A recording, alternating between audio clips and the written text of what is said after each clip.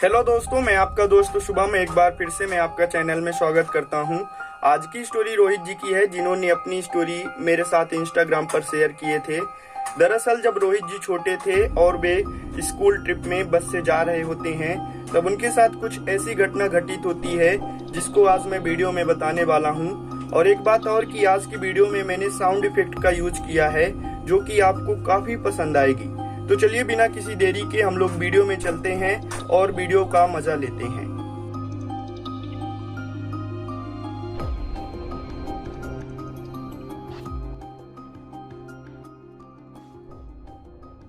दोस्तों, आज जिस घटना के बारे में मैं बताने जा रहा हूँ वह रोहित जी की है, जिन्होंने मुझे इंस्टाग्राम पर मैसेज करके बताया है। तो सबसे पहले रोहित जी को तहे दिल से धन्यवाद देता हूँ।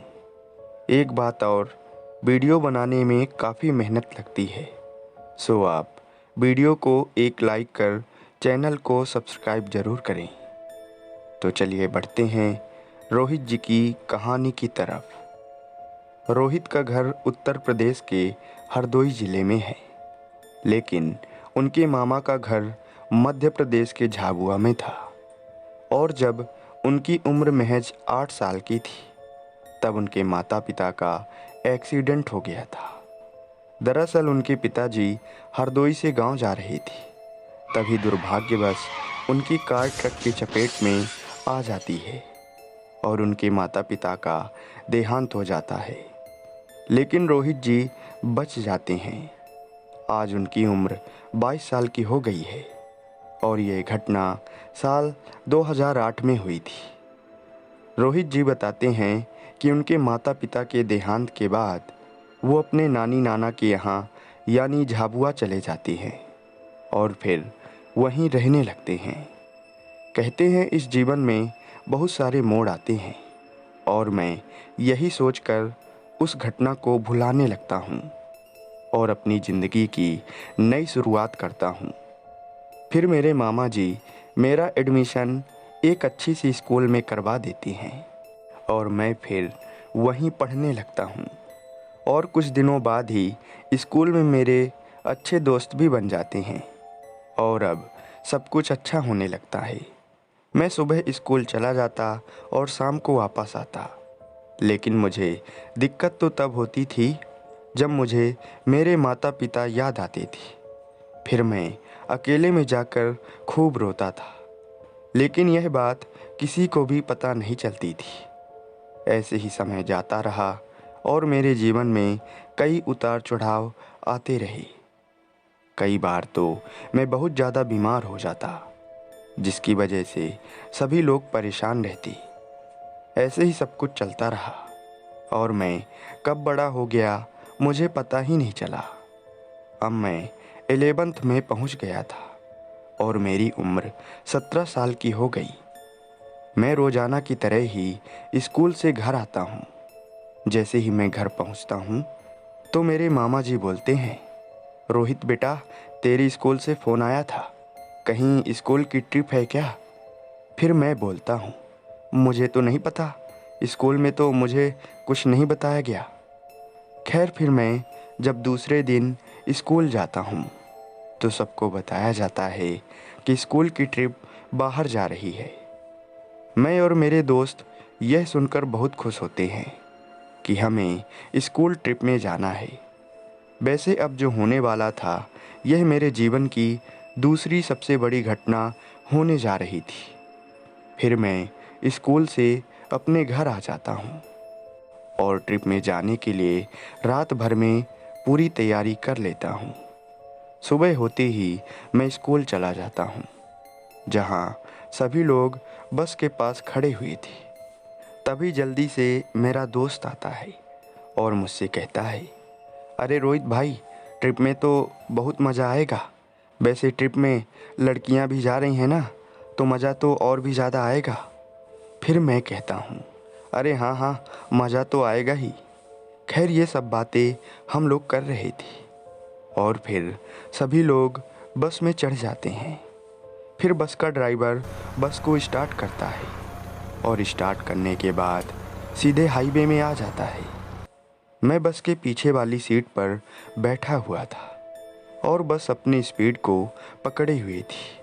अब हम लोग शहर से काफ़ी दूर आ गए थे। दरअसल हमारी ट्रिप जंगल की थी, जहाँ हमको जंगल की ऊंची चोटियों में जाना था। मेरे बगल में मेरा दोस्त बैठा हुआ था, जिसका नाम सौरभ था। अब शाम होने ही वाली थी कि तभी बस एक ढाबे में जाकर खड़ी हो जाती है और सभी लोग उस ढाबे में बैठकर खाना खाने के बाद आराम करने लगते हैं। अभी शाम के 5 बजे हुए थे और कुछ देर आराम करने के बाद पुनः बस स्टार्ट होती है और हम लोग बस में जाकर बैठ जाते हैं। वह ज़माना ऐसा था कि हमें इस उम्र में मोबाइल नहीं दिया जाता था।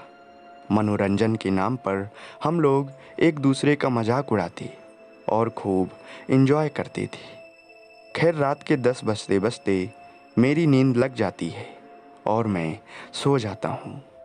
और जब मेरी नींद खुलती है तब सुबह के 4 बजे हुए थे। फरवरी का महीना था, जिसकी वजह से थोड़ी थोड़ी ठंडी भी लग रही थी। खैर सुबह होते होते हम उस जगह पर पहुंच जाते हैं जहां से हमें पैदल घूमना था। फिर हम लोग एक होटल बुक करते हैं, जिसमें अपना पूरा सामान रखते हैं और सामान रखने के बाद थोड़ी देर तक होटल में आराम करते हैं। जिस जगह पर हम लोगों को जाना था वह जगह जंगल से घिरा हुआ था और हमें उस जंगल की चोटी पर जाना था। खैर अब हम सभी लोग चल देते हैं। हम लोग करीब 50 लोग थे, जिसमें से टीचर भी थे। हम लोग खूब शोर शराबा कर रहे थे और मज़े लेते हुए आगे की ओर बढ़े जा रहे थे। वैसे इस जंगल में जानवरों का इतना बड़ा कोई खतरा नहीं था, फिर भी हमने सेफ्टी के लिए बहुत कुछ लिया हुआ था। लगभग हम लोगों ने जंगल की आधी चढ़ाई पूरी कर ली थी और समय करीब दोपहर की 1 बजे हुए थे। तभी जंगल के ऊपर एक झोपड़ी बनी हुई दिखी और जैसे ही हमने उस झोपड़ी को झांक कर देखा तो उसके अंदर एक बूढ़ी माँ बैठी हुई थी। उसने पलटकर हम लोगों से कहा, कौन हो तुम लोग, यहाँ क्या करने आए हो? फिर मेरे अध्यापक जी बोलते हैं, अरे माता जी, हम लोग जंगल में घूमने आए हैं। और इतना कहने के बाद हम लोग वहाँ से चल देते हैं। तभी वह पीछे से बोलती है, घूमने तो जा रहे हो लेकिन बच के रहना। और इतना कहने के बाद वह बिना रुके अपने झोपड़ी के अंदर चली जाती है। खैर हमारी संख्या ज़्यादा थी और हम लोग इस पर ज़्यादा गौर नहीं करते हैं और सीधे ऊपर की ओर चढ़ने लगते हैं। और शाम होते होते हम जंगल के ऊपरी चोटी पर पहुंच जाते हैं। लेकिन मुझे उस बूढ़ी दादी की बात मेरे दिमाग में चल रही थी। मेरे दोस्त अब खूब एंजॉय कर रहे थे। अब हमें ऊपर से नीचे आना था और हम लोग बिना देरी किए नीचे की ओर उतरने लगते हैं। हमें यह बात पता थी कि नीचे उतरते वक्त रात हो ही जाएगी, इसीलिए हम लोग काफ़ी मात्रा में टॉर्च लेकर आए थे। अब हम सभी लोग ग्रुप में चल रहे थे और अब रात के 8 बज चुके थे और काली रात होने के बावजूद हम बिना डरे आगे की ओर बढ़े जा रहे थे। तभी पीछे से जोर से रोने की आवाज़ आती है, जिससे पूरे जंगल में रोने की आवाज़ गूंजने लगती है। फिर हम जल्दी से एक साथ हो जाते हैं। तभी ग्रुप के कुछ बच्चे रोने लगते हैं। फिर उन्हें शांत कराया जाता है और सभी लोग हिम्मत बांधकर एक बार फिर आगे की ओर बढ़ने लगते हैं। फिर कुछ देर तक जंगल का माहौल शांत रहा, लेकिन तभी पेड़ के ऊपर से खून की बूंदें गिरने लगती हैं। खून की बूंदें ऐसे गिर रही थी मानो बारिश का पानी गिर रहा हो, लेकिन हम बिना रुके चले जा रहे थे। कुछ देर बाद फिर से जोर से चिल्लाने की आवाज़ आती है और इस बार की आवाज़ थोड़ा ज़्यादा ही डरावनी थी, जिसकी वजह से सभी लोग नीचे की ओर भागने लगते हैं। लेकिन मैं मधुर चाल में ही चल रहा था। अब सभी लोग तेजी से नीचे की ओर भाग जाते हैं और मैं इस जंगल में अकेला बचता हूँ। मैं केवल उस बूढ़ी माँ के बारे में सोच रहा था। तभी वह पीछे से आवाज़ देती है, बेटा तेरे साथी कहाँ गए? इतना सुनते ही मैं घबरा जाता हूँ, लेकिन मैं भागने की जगह मैं पलटकर उसे जवाब देता हूँ, मुझे नहीं पता वो कहाँ गए, मुझे क्या करना है। फिर वह बोलती है, आखिरकार तू फंस गया ना, चल मेरे साथ झोपड़ी में चल। फिर मैं उसके साथ झोपड़ी में चल देता हूँ। जब मैं झोपड़ी के अंदर जाता हूँ तो उसके अंदर कई लाशें पड़ी हुई थी और मुझे डर भी लग रहा था। तभी वह झोपड़ी का दरवाज़ा बंद कर देती है और फिर मेरे हाथ को धारदार चाकू से काटने लगती है।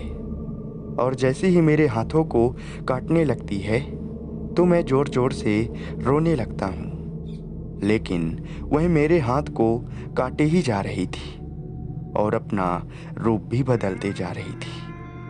मेरा हाथ काटने के बाद वह मेरे गर्दन की ओर बढ़ती है तो मैं वहीं पर बेहोश हो जाता हूँ। फिर दूसरे दिन सभी लोग मुझे ढूंढते ढूंढते इस झोपड़ी तक आ जाती हैं। उनके साथ पुलिस भी थी और जब मुझे होश आता है तब मेरे पास स्कूल के सभी लोग खड़े हुए थे और मैं झोपड़ी के बाहर पड़ा हुआ था। मैं फिर जल्दी से अपना हाथ देखता हूँ तो मेरे हाथ को कुछ भी नहीं हुआ था। फिर मेरे अध्यापक जी बोलते हैं, तू कल रात जब ऐसी घटना हो रही थी तो भागा क्यों नहीं? फिर मैं कहता हूँ, मुझे नहीं पता, जब से मैं उस बूढ़ी माँ से मिला था तब से मैं बदल सा गया था। फिर मेरे साथ जो भी हुआ मैं पूरी बात सभी लोगों से बताता हूँ। खैर फिर मुझे पकड़कर नीचे उतारा जाता है और आगे की ट्रिप कैंसिल की जाती है और हम लोग सीधे घर की ओर रवाना हो जाते हैं और अपने अपने घर पहुंच जाते हैं। यह मेरी जीवन की दूसरी सबसे बड़ी घटना थी जिसे मैं चाहकर भी नहीं भुला सकता। और मुझे ये भी पता है कि कहीं ना कहीं मेरे माता पिता ने उस बुरी आत्मा से मुझे बचाया है, नहीं तो शायद आज मैं नहीं होता। लेकिन मैं इस चीज़ का जिक्र कहीं भी नहीं करता कि मेरे माता पिता ने मुझे उस रात उस नकारात्मक ऊर्जा से बचाया है। खैर दोस्तों, इस घटना को बीते हुए काफ़ी दिन हो गए हैं और सभी लोग अपनी अपनी ज़िंदगी जी रहे हैं। तो दोस्तों, ये कहानी थी रोहित जी की, जो कि आपको काफ़ी पसंद आई होगी। और यदि आप भी अपनी स्टोरी मेरे से सुनवाना चाहते हैं तो आप ऐसा बेशक कर सकते हैं। आप अपनी स्टोरी मेरे साथ शेयर कर सकते हैं इंस्टाग्राम या व्हाट्सएप पर। तो दोस्तों, आज के लिए बस इतना ही। मिलते हैं किसी और डरा देने वाली हॉरर घटना के साथ। तब तक आप अपना ध्यान रखिए और मस्त रहिए। धन्यवाद।